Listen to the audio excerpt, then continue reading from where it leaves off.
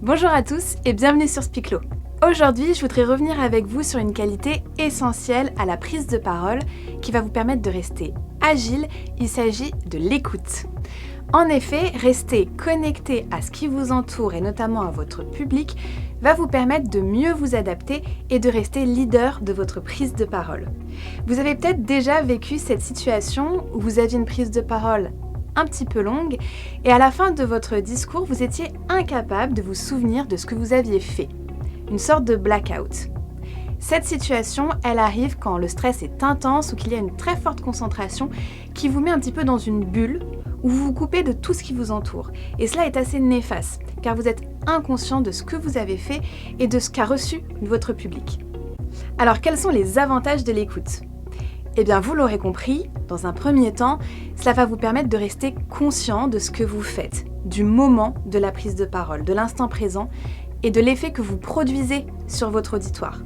Vous allez pouvoir capter ces signaux, voir sur son visage s'il vous comprend ou pas, s'il s'endort ou s'il est à fond avec vous, et vous pourrez en fonction vous adapter, ajuster votre non-verbal, votre paraverbal, les arguments que vous avancez, etc. Être à l'écoute va également vous permettre d'être moins déstabilisé. Si une perturbation arrive de votre environnement ou de votre public, elle sera moins violente, moins percutante que si vous étiez enfermé dans votre bulle. Il vaut mieux être disposé, calme, serein et vous pourrez mieux surpasser ce moment. Être à l'écoute va également vous permettre de mieux répondre aux questions de votre public, car vous aurez le droit, vous aussi, de poser des questions en retour, et notamment des questions ouvertes. Alors pour rappel, les questions ouvertes sont des questions auxquelles on ne peut pas répondre juste oui ou non. Votre public va donc être obligé de vous apporter des informations qui seront riches pour vous, qui seront utiles, sur lesquelles vous pourrez certainement rebondir ou qui indiqueront plus précisément les besoins de votre auditoire. Et enfin, l'écoute est essentielle si vous parlez à plusieurs. N'oubliez pas, même si vous parlez à 2, 3, 4 personnes ou encore plus, vous ne formez qu'un seul bloc pour votre public.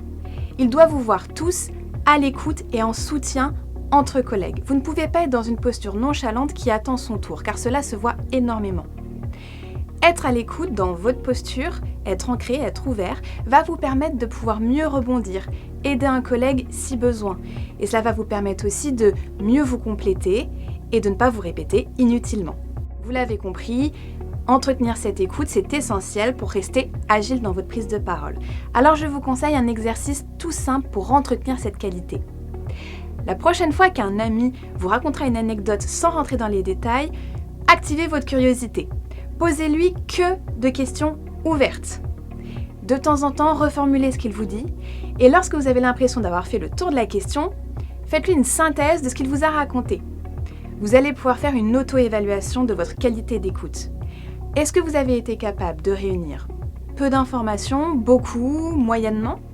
Est-ce que vous êtes capable de retranscrire fidèlement ce qu'il vous a raconté ? Attention, vous pourriez être surpris du résultat et pas forcément dans le bon sens. En tout cas, je vous conseille vivement d'entretenir cette écoute. Elle est essentielle pour rester leader de votre prise de parole en gardant une réelle flexibilité. Je vous retrouve dès la semaine prochaine pour une nouvelle vidéo Spiclo.